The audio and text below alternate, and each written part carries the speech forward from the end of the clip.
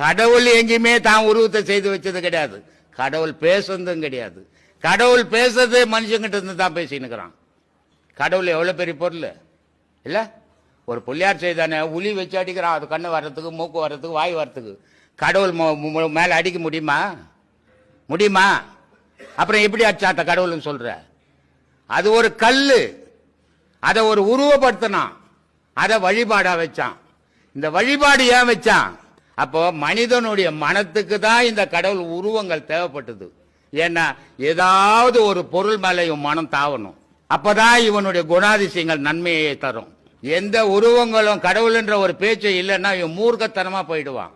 மிருகத்தை விட மோசமா இருப்பான்.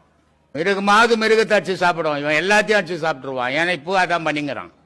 இவனுக்கு எது கிடைக்குதா எல்லாம் வீட்டுல காவ போடுறான். ஏன்னா அந்த வாய். மெயினா சித்திரக்குறி சேனலை லைக் பண்ணுங்க, கமெண்ட் பண்ணுங்க, ஷேர் பண்ணுங்க, தொடர்ந்து ஆர்வம் தந்துட்டே இருங்க. நன்றி.